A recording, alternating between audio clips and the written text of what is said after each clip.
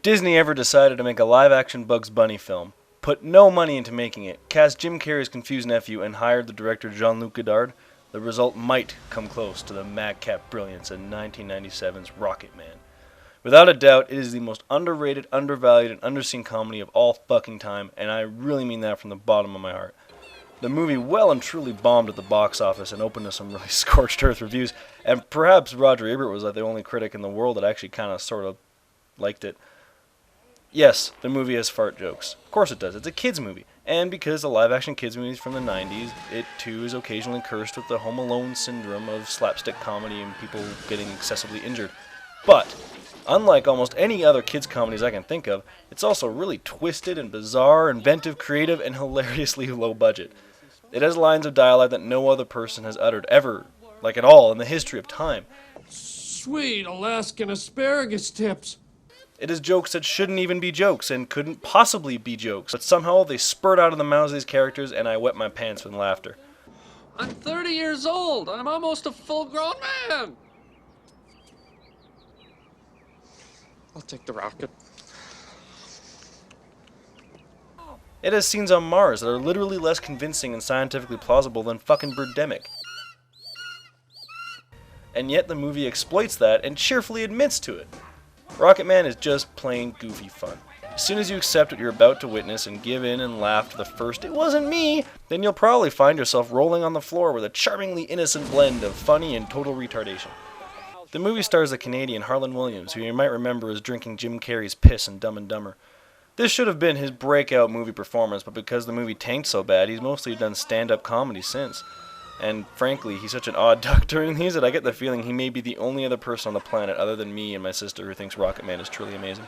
He really plays the role perfectly. He's kind of this messed up guy whose parents must have taken a few too many pills in the 70s. And all he wants to be is an astronaut. I'm telling you, as a child when you watch it, you totally get behind that and relate to him completely. Every delivery of his lines makes me laugh. Hell, just his face when he jacks his own car tires makes me giggle.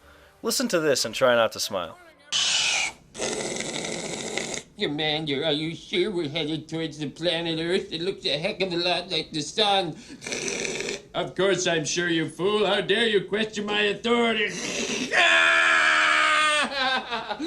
See? It's hilarious! What the fuck was the world thinking when they hated and ignored this movie? Okay, try this one on for size.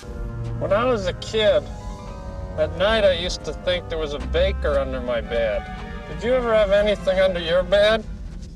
No. Well, did you ever bend down and look? No. Well, how do you know there wasn't a baker under your bed? Or this one. Oh, me. We were walking down the hall and the cafeteria lady jumped out of a doorway and pushed me right into Bud Nesbitt, the Apollo 13 wrecker. Frankly, I probably don't even have to review this sucker. I could just play clips of it for 7 minutes and get the point across. And be much happier. Have fun, kid. Fun is my Chinese neighbor's middle name. In these times of edgy Family Guy style of random wacky humor, Rocketman totally fits the bill for being all that kind of zaniness, only G-rated, and somehow the lack of profanity and boobies doesn't detract from the laughs at all. The people always shout, John Jacob! John Jacob! So Williams plays Fred Z. Randall, a computer specialist who gets his big break after basically breaking an astronaut's face to help man the first mission to Mars. He falls in love with Julie, he roommates with a monkey, and he fights with two actors from fucking Shawshank of all things. As I said before, sometimes the humor is incredibly crude. Yes, he does accidentally eat laxative and flushes himself down the space toilet, and once on Mars, of course, he farts into the shared breathing tube. But often the dialogue is way more clever and twisted than it has any right to be. Hey, what kind of laptop do you have? I know. Here's one of my favorite scenes, if only because I still to this day have no clue what they're talking about and what the hell they must have been smoking. Or death. Death to anyone who dare to disturb the vicious Martian crust devils with their venomous feet and their wet, sucking lips. Paul? Yeah? Paul, can I talk to you for a second? Sure. Surprisingly, considering it was a Disney movie, the film was incredibly low budget, and it shows. The launch sequence is done with stock footage. They have to make up this fake gravity bullshit so they don't have to worry about the Apollo 13 style of low gravity expensive shots. And the best of all for low budgetness, sometimes they don't have glass on the astronauts' helmets when they're on Mars. I mean, What were they thinking? That we wouldn't notice? Sometimes the glass is there, sometimes it's not. And this is fucking Disney.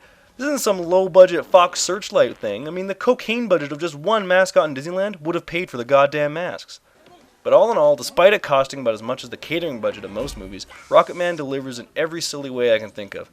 Disney's basically buried the movie, and despite a puny DVD release a couple years ago, it's still really rare to find, and the VHS tape can snag a pretty price on eBay.